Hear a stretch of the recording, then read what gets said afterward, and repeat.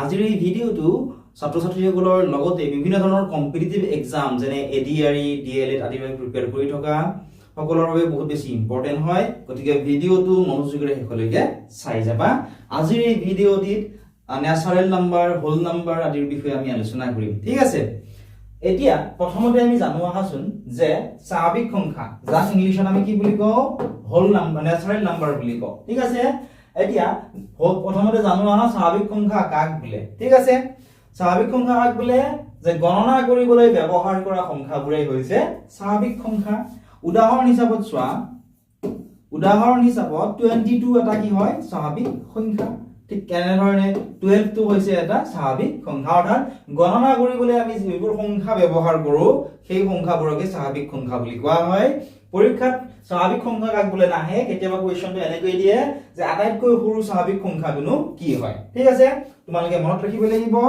যে আটাইতকৈ সৰু যিটো স্বাভাৱিক সংখ্যা সেয়া হৈছে 1 ঠিক আছে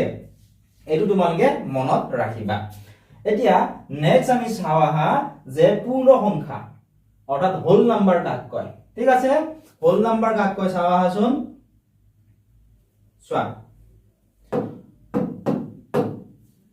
0 ৰ সৈতে আটাইবোৰ স্বাভাৱিক সংখ্যাকে পূৰ্ণ সংখ্যা বোলে 0 ৰ সৈতে আটাইবোৰ যিবোৰ স্বাভাৱিক সংখ্যা আছে যেনে গণনা কৰি ব্যৱহাৰ কৰা সংখ্যাবোৰ কোনবিলাক আছিল স্বাভাৱিক সংখ্যা কোনবিলাক আছে 1 2 এনেকে 11 13 এইবোৰ কি হয় স্বাভাৱিক সংখ্যা গতিকে পূৰ্ণ সংখ্যাত কি থাকে 0 আৰম্ভণিতে কি থাকে 0 থাকে গতিকে 0 ৰ সৈতে যিমানবোৰ স্বাভাৱিক সংখ্যা আছে গোটেইবোৰক কি বুলি কোৱা হয় পূৰ্ণ সংখ্যা অৰ্থাৎ হোল নাম্বাৰ বুলি কোৱা হয় এতিয়া মনত ৰাখিবা যে 0 টো স্বাভাৱিক সংখ্যা নহয় ঠিক আছে কোৱেশ্চনটো কেতিয়াবা দিয়ে 0 স্বাভাৱিক সংখ্যা হয়নে 0 টো মনত ৰাখিবা 0 টো স্বাভাৱিক সংখ্যা নহয় 0 টো হৈছে পূৰ্ণ সংখ্যা ঠিক আছে আৰু এবাৰ ৰিপিট কৰি কৈছো চাবা পূৰ্ণ সংখ্যা বোলে 0 ৰ সৈতে যিবোৰ স্বাভাৱিক সংখ্যা আছে গণনা কৰিবলৈ ব্যৱহাৰ কৰা যিবোৰ সংখ্যা আছে এনেকৈ ক'ব পৰা যে 0 ৰ সৈতে গণনা কৰিবলৈ ব্যৱহাৰ কৰা যিবোৰ সংখ্যা আছে তাকেই পূৰ্ণ সংখ্যা বুলি কোৱা হয় 0 টো স্বাভাৱিক সংখ্যা নহয় 0 টো হৈছে এটা পূৰ্ণ সংখ্যা ঠিক আছে ভিডিওটোৰ শেষত মই তোমালোকক জনাম যে ইয়াৰে পিডিএফ সমূহ তোমালোকে ক'ত পাবা ঠিক আছে তোমালোকে মনোযোগেৰে ধুনীয়াকে চাই যোৱা এতিয়া স্বাভাৱিক সংখ্যা কাক বোলে বা আটাইতকৈ সৰু স্বাভাৱিক সংখ্যানো কি হয় এইখিনি চালে আমাৰ নহব স্বাভাৱিক সংখ্যাৰ বহুত কেইটা ধৰ্ম আছে সেই ধৰ্মসমূহৰ বিষয়ে আমি জানিব লাগিব ঠিক আছে প্ৰথম ধৰ্মটো কি চোৱা আবদ্ধ ধৰ্ম ঠিক আছে যাক ক্লোজাৰ প্ৰপাৰ্টি বুলি ইংলিছত কোৱা হয় যেনে ধৰা 8 আৰু 12 দুটা স্বাভাৱিক সংখ্যা হয়নে কিহৰ কাৰণে স্বাভাৱিক সংখ্যা কাৰণ এই দুটা 8 আৰু 12 আমি গণনা কৰিবলৈ ব্যৱহাৰ কৰো গতিকে 8 আৰু 12 কি হয় দুটা স্বাভাৱিক সংখ্যা গতিকে ইয়াত তোমালোকে চোৱাচোন 8 যোগ 12 ঠিক আছে 8ক যদিহে আমি 12 ৰ লগত যোগ কৰো ঠিক আছে 8ক 12 ৰ লগত যোগ কৰিলে আমি কিমান পাও 20 পাও ঠিক আছে অৰ্থাৎ দুটা স্বাভাৱিক সংখ্যাৰ যোগফলটো এটা কি হয় স্বাভাৱিক সংখ্যাই হয় আৰু একে ধৰণে চোৱা 11 আৰু 13 এই দুটাও কি হয় স্বাভাৱিক সংখ্যাই হয় গতিকে চোৱা 11ক যদি আমি 13 ৰেও পূৰণ কৰো 13 ৰে পূৰণ কৰিলে আমি কিমান পাম চোৱাচোন 143 পাম এই যেটো আমি পূৰণফল পালো 143 এইটো হৈছে এটা স্বাভাৱিক সংখ্যা অৰ্থাৎ ইয়াৰ পৰা আমি কি গম পালো যে দুটা স্বাভাৱিক সংখ্যাৰ যোগফলটো হৈছে এটা স্বাভাৱিক সংখ্যা আৰু দুটা স্বাভাৱিক সংখ্যাৰ পূৰণফলটো হৈছে এটা স্বাভাৱিক সংখ্যা ঠিক আছে মই ইয়াত অলপ ধুনীয়াকৈ লিখি দিছো তোমালোকে চাব পৰা মনত ৰাখিবা বুলি চোৱা কোনো দুটা স্বাভাৱিক সংখ্যাৰ যোগফল আৰু পূৰণফলটো একোটা স্বাভাৱিক সংখ্যাই হয় স্বাভাৱিক সংখ্যাৰ এই ধৰ্মটোকে আবদ্ধ ধৰ্ম বা আবদ্ধ বিধি বোলে মই এবাৰ ৰিপিট কৰি কৈছো চাবা যিকোনো আমি দুটা সংখ্যা ললো স্বাভাৱিক সংখ্যাই ললো গণনা কৰিবলৈ ব্যৱহাৰ কৰা সংখ্যা যেনে ধৰা আমি ললো 6 ললো বা 6 ললে আমি অন্য এটা লব পাৰো বা চোৱা 8 ললো ঠিক আছে আন এটা আমি ললো 10 এই দুটা কি হয় 8 আৰু 10 হৈছে স্বাভাৱিক সংখ্যা গতিকে এই দুটা যদি আমি যোগ কৰি দিও 8 ৰ লগত যদি আমি 10 প্লাস কৰো তেতিয়া হলে কিমান পাম 18 পাম এই যেটো আমি 18 পালো এইটো কি হয় এটা স্বাভাৱিক সংখ্যাই হয় অৰ্থাৎ দুটা স্বাভাৱিক সংখ্যা যোগ কৰি যেটো যোগফল পালো সেয়া স্বাভাৱিক সংখ্যাই হয় একে ধৰণে যদি আমি আন দুটা সংখ্যা লও যেনে ধৰা 7 * 9 দুটা পূৰণ কৰিলে আমি কিমান পাম 63 পাম এই যেটো 63 পালো এই 63 টো কি হয় এটা গণনা কৰিলে ব্যৱহাৰ কৰা সংখ্যা অৰ্থাৎ এটা কি হয় স্বাভাৱিক সংখ্যা গতিকে ইয়াত কৈছে যে যিকোনো দুটা স্বাভাৱিক সংখ্যাৰ যোগফল আৰু পূৰণফলটো একোটা স্বাভাৱিক সংখ্যা হয় স্বাভাৱিক সংখ্যাৰ এই যেটো ধৰ্ম এই ধৰ্মটোকে আবদ্ধ ধৰ্ম বা আবদ্ধ বিধি বুলি কোৱা হয় আশা কৰিছো ধুনীয়াকৈ বুজি পাইছা বুজি নাপালে এবাৰ ৰিপিট কৰি আৰু এবাৰ চাবা তেতিয়া নিশ্চয় ভালদৰে বুজি পাবা এতিয়া নেক্সট ধৰ্মটো আমি চাও আহাচোন এইটো হৈছে 2 নম্বৰ ক্ৰম বিনিময় ধৰ্ম ঠিক আছে ক্ৰম বিনিময় ধৰ্ম কমিউটেটিভ প্ৰপাৰ্টি জানে চোৱা 3 + 7 3 লগত যদি আমি 7 প্লাস কৰো তেতিয়া হলে কিমান পাম 10 পাম আকৌ ইয়াৰ উল্টাটো অৰ্থাৎ 3 ঠাইত যদি আমি 7 লিখি দিও ঠিক আছে আৰু 7 ৰ ঠাইত যদি আমি 3 লিখি দিও তেতিয়া হলে আমি কিমান পাম 10 এই পাম হয়নে অৰ্থাৎ আমি কি গম পালো যে 3 + 7 10 আৰু 7 + 3 কি হয় 10 অৰ্থাৎ দুটা সাইড কি হয় সমান হ'ল অৰ্থাৎ ইয়াৰ পৰা কি গম পালো যে দুটা স্বাভাৱিক সংখ্যাৰ যোগৰ ক্ষেত্ৰত সংখ্যা দুটাৰ ক্ৰম সালসলনি কৰিলেও যোগফল সদায় কি হয় একে থাকে ঠিক আছে আৰু এবাৰ কৰি দিছো চাবা সাইডত যেনে আমি দুটা স্বাভাৱিক সংখ্যা ললো স্বাভাৱিক সংখ্যা ধৰা 6 আৰু 8 ললো ঠিক আছে আমাক কৈছে যে দুটা স্বাভাৱিক সংখ্যাৰ যোগৰ ক্ষেত্ৰত সংখ্যা দুটাৰ ক্ৰমৰ যদি সালসলনি কৰো তে 6 + 8 কিমান হ'ব 14 28 কিমান হয় 14 আৰু 6 ৰ ঠাইত যদি আমি 8 লিখো আৰু 8 ৰ ঠাইত যদি আমি 6 লিখো তেতিয়া কিমান পাম 14 এই পাম হেতুকে ইয়াতে কৈছে ঠিক আছে নেক্সট ওয়ান আকৌ চোৱা পুৰণৰ ক্ষেত্ৰত চোৱাচোন আকৌ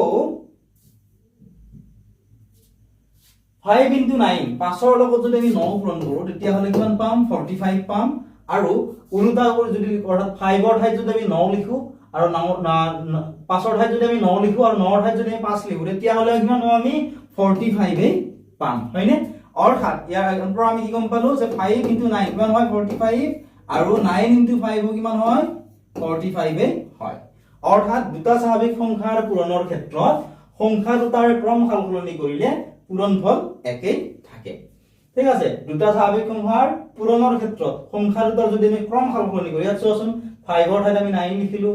আকৌ 9 ৰ ঠাইত 5 লিখিলো অৰ্থাৎ কি কৰিলো ক্ৰমৰ সালসলনি কৰিলো গতে ক্ৰমৰ সালসলনি কৰিলে কি হয় পূৰণফলটো সদায় একেই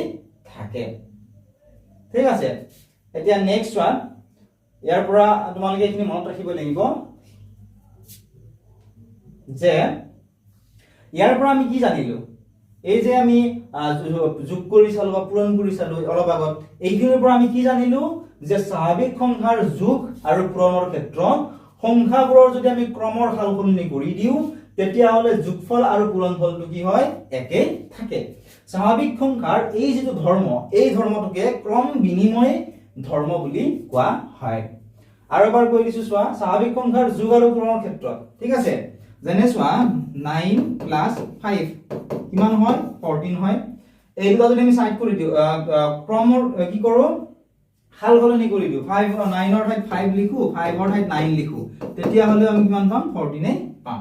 একে ধৰণে পূৰণৰ ক্ষেত্ৰটো চোৱা 6 * 3 কিমান হয় 18 আৰু 3 * 6 কৰিলে কিমান হয় 18 হয় এই যেটো ধৰ্ম এই ধৰ্মটোকে ক্ৰম বিনিময় ধৰ্ম বুলি কোৱা হয় আশা কৰিছো তোমালোকে ধুনীয়াকৈ বুজি পাইছা যদি বুজি পাইছা ভিডিঅ লাইক কৰি দিয়া আৰু কমেন্ট সেকশনত এটা কমেন্ট কৰি জনোৱা ঠিক আছে যেতিয়াহে আমি আৰু এনেকুৱা ধৰণৰ ভিডিঅ বনাবলৈ উৎসাহিত হম এতিয়া নেক্সট তোমালোকে চোৱা সন্মিলন বিধিনো কি হয় সন্মিলন বিধি ইংলিছত কি বুলি কোৱা হয় সন্মিলন বিধি ইংলিছত এছ'চিয়েটিভ প্ৰপাৰ্টি বুলি কোৱা হয় যেনে ইয়াত তিনিটা স্বাভাৱিক সংখ্যা দিয়া আছে হয়নে স্বাভাৱিক সংখ্যা কি আছিল গণনা কৰিবলৈ ব্যৱহাৰ কৰা সংখ্যাবোৰকে স্বাভাৱিক সংখ্যা বুলি কোৱা হয় হয়নে গতিকে 3 5 আৰু 7 এইটা আমি গণনা কৰিবলৈ ব্যৱহাৰ কৰো গতিকে এই তিনিটা কি হ'ব স্বাভাৱিক সংখ্যা হ'ব গতিকে আমি কি কৰিলো এই তিনিটা স্বাভাৱিক সংখ্যা আমি ললো এতিয়া যদিহে আমি 3 + 5 ঠিক আছে ইয়াত ব্ৰেকেট ব্যৱহাৰ কৰা হৈছে 3 + 5 যদি আমি কৰো চোৱা ইয়াত যদিহে আমি 3 + 5 এইটো ব্ৰেকেটৰ ভিতৰত ৰাখি ইয়াতে যদি আমি 7 লিখি দিও ঠিক আছে আৰু ইয়াত চোৱাচোন কিমান পাম আমি 3 + 5 কৰিলে কিমান পাম 8 পাম হয়নে 3 আৰু 5 যোগ কৰিলে 8 পাম আৰু যোগ 7 গতিকে 8 কিমান হ'ব 15 একে ধৰণে যদিহে আমি এই তিনিটো এবাৰ সাইডত ৰাখি ঠিক আছে এফালে ৰাখি ব্ৰ্যাকেটত যদি আমি এই দুটা ৰাখি দিও যেনে 5 আৰু 7 যদি আমি যোগ কৰি দিও তেতিয়া হলো কিমান পাম ইয়াত 3 হল 5 ৰ 7 যোগ কৰিলে 5 7 12 হল একেই পালো আমি 15 পালো হয়নে গতিকে ইয়াত এটিকে কৈছে যে এতেকে ইয়াত মোৰ এটো দিব ৰৈ গল ঠিক আছে এতেকে 3 + 5 + 7 = 3 + 5 + 7 অৰ্থাৎ চোৱা 3 + 5 কৰিলে কিমান পাম আমি 8 পাম 8 + 7 হয়নে একেধৰণে ইয়াত চোৱা 3 + 7 + কিমান আছে 5 আছে কিমান হ'ব 12 হ'ব এইখিনি যদি আমি যোগ কৰি দিও 8 + 7 কিমান হ'ব 15 পাম আমি আৰু ইয়াতে আমি কিমান পাম 15 পাম সেইকাৰণে কৈছে দুটা সাইড কি হ'ব সমান হ'ব তে মাজত সমান চিন থকা মানে এইটোৱে বুজাইছে ঠিক আছে নেক্সট এতিয়া চাও আহা আকৌ চোৱা পুৰণৰ ক্ষেত্ৰত তোমালোকে চোৱাচোন যেনে চোৱা 3 * 5 * 7 যেনে আমি কি লৈছিলো 3 5 আৰু 7 হয়নে এই তিনিটা লৈছিলো 3 5 আৰু 7 এই তিনিটা স্বাভাৱিক সংখ্যা লৈছিলো গতিকে পুৰণৰ ক্ষেত্ৰটো একেই হয় যদি আমি প্ৰথম দুটা ব্ৰেকেট ব্যৱহাৰ কৰি লিখো আৰু 7 টো সাইডত লিখি দিও ঠিক আছে তেতিয়া হলে কিমান হ'ব 3 * 5 কিমান হ'ব 15 * 7 15 * 7 কিমান হ'ব 105 একেধৰণে এবাৰ 3 টো সাইডত ৰাখি আমি 5 আৰু 7 ক যদি ব্ৰেকেটত লিখি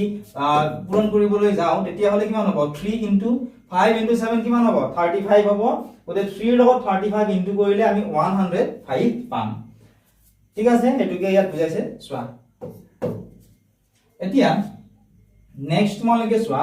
ইয়াৰ পৰা আমি কি মনত ৰাখিব লাগিব ইয়াৰ পৰা আমি মনত ৰাখিব লাগিব যে a b c যিকোনো তিনিটা স্বাভাৱিক সংখ্যা হলে a + b ব্ৰেকেটৰ ভিতৰত দিয়া আছে a + b + c = a + b + c পুৰণৰ ক্ষেত্ৰটো একেই হয় ইয়াত কেৱল পূৰণ চিহ্নটো আছে হ'ব এইটো তোমালোকে মনত ৰাখিব লাগিব আৰু এই স্বাভাৱিক সংখ্যাবোৰৰ এই যে ধৰ্ম এই ধৰ্মটোকে কি বুলি কোৱা হয় সন্মিলন বিধি বুলি কোৱা হয় আশা কৰিছো তোমালোকে বুজি পাইছা যদি বুজি পোৱাত কিবা প্ৰবলেম হৈছে তোমালোকে আৰু এবাৰ আমাক জনাবা আমি চেষ্টা কৰিম এইখিনি আৰু অলপ ভালদৰে এক্সপ্লেইন কৰি দিবলৈ ঠিক আছে নেক্সট এতিয়া চোৱা বিতৰণ বিধি যাক ইংলিছত ডিস্ট্ৰিবিউটিভ প্ৰপাৰ্টি বুলি কোৱা হয় ইয়াত চোৱাচোন দি থোৱা আছে যেনে 3 ইনটু ব্ৰেকেটৰ ভিতৰত কি দিয়া আছে 4 + 5 হয়নে 3 * 4 + 5 so আমি সাইডত লিখি দিছো 3 * 4 + 5 ঠিক আছে 3 * 4 + 5 কিমান হ'ব 9 মানে 3 9 যাবা 3 ক 9 ৰ লগত পূৰণ কৰিলে কিমান হ'ব 27 হ'ব একে ধৰণে এইটোক আমি এনেদৰে নকৰি আমি এনেদৰে কৰিব পাৰো চোৱাচোন 3 * 4 ঠিক আছে তিনিক এবাৰ কিহেৰে পূৰণ কৰিছে 4 ৰে আকৌ মাজত এই যোগ চিহ্নটো ইয়াতে দি চোৱা 3 আৰু এবাৰ কিহেৰে পূৰণ কৰিছে 5 ৰে পূৰণ কৰি দিছে অৰ্থাৎ 3 * 4 কিমান হ'ব 3 * 4 হ'ব 12 প্লাস 3 * 5 কিমান হ'ব 15 12 ৰ লগত যদি আমি 15 প্লাস কৰো তেতিয়া হলে কিমান হ'ব তেতিয়া হলে হ'ব 27 চোৱা এনেদৰে কৰিও আমি কিমান পালো 27 পালো আৰু এনেদৰে কৰিও আমি কিমান পালো 27 এ পালো ঠিক আছে গতিকে আমি লিখিব পাৰো এতেকে 3 * 4 + 5 = 3 * 4 + 3 * 5 ঠিক আছে দুটা সাইডত চোৱাচোন একে আমি পাম যেনে 3 * 4 + 5 9 কিমান হ'ব 27 এইফালে তোমালোকে চোৱাচোন 3 * 4 কিমান হ'ব 12 এই যোগ চিহ্নটো দিলো 3 * 5 কিমান হ'ব 15 12 + 15 কিমান হ'ব 27 হ'ব ঠিক আছে এইটোকে কি বুলি কোৱা হয় বিতৰণ বিধি বুলি কোৱা হয় নেক্সট চোৱা আকৌ এইখিনি চোৱাচোন আকৌ 3 + 4 ঠিক আছে 3 + 4 * 5 এতিয়া চোৱা 3 + 4 ঠিক আছে 3 + 4 কৰিলে আমি কিমান পাও 3 + 4 হ'ব 7 * 5 তে 7 * 5 কৰিলে কিমান হ'ব 35 একেধৰণে ইয়াত যে আছে 3 আছিল হয়নে এই 3 ৰ লগত এবাৰ কি হৈছে 5 টো পূৰণ হৈছে 3 * 5 যোগ আকৌ 4 * 5 চোৱা 4 * 5 একেখিনি আমি পাও যেনে চোৱাচোন 3 * 5 কৰিলে কিমান হয় 15 প্লাস 4 into 5 কৰিলে কিমান হয় 20 চোৱা এনেদৰে কৰোঁতে আমি কিমান পাইছিলো 35 পাইছিলো আৰু এনেদৰে কৰোঁতে আমি কিমান পালো 35 এ পালো গতিকে বাইতে কি আমি লিখিব পাৰো 3 plus 4 into 5 equal 3 into 5 plus 4 into 5 গতিকে চোৱা a b c যিকোনো তিনিটা যদি স্বাভাৱিক সংখ্যা হয় তেতিয়া হলে a into b plus c equal to a into b plus a into c আৰু চোৱা ব্ৰ্যাকেটৰ ভিতৰত দিয়া আছে a plus b into c equal to a into c plus b into c এই যে ধৰ্ম এই ধৰ্মটোকে যুগৰ ওপৰত পূৰণৰ বিতৰণ বিধি বুলি কোৱা হয় ঠিক আছে এই ধৰ্মটো যুগৰ ওপৰত পূৰণৰ বিতৰণ বিধি বোলে এতিয়া চোৱা শূন্যৰ কেইটামান ধৰ্ম দি থোৱা আছে এইখিনিও ইম্পৰ্টেন্ট হয় কাৰণ ইয়াৰ পিছত যিবোৰ আমি ক্লাস কৰিম ঠিক আছে যিবোৰ ক্লাস একতো হ'ব সেই ক্লাসখিনিৰ কাৰণে এইখিনি বহুত বেছি ইম্পৰ্টেন্ট হয় ঠিক আছে চোৱা লগতে তোমালোকক জনাব বিচাৰিছো যে ইয়াৰে সম্পূৰ্ণ ভিডিওসমূহ আমাৰ এপত দি থোৱা আছে ঠিক আছে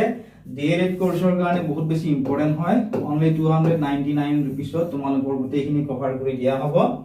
এতিয়া ডেসক্ৰিপচনত দিয়া লিংকত ক্লিক কৰা আৰু আমাৰ এপটো ডাউনলোড কৰি লোৱা আৰু WhatsApp নম্বৰটো লিখি লোৱা WhatsAppত তোমালোকে আমাক ইয়াৰ বিষয়ে সুধিব পাৰিবা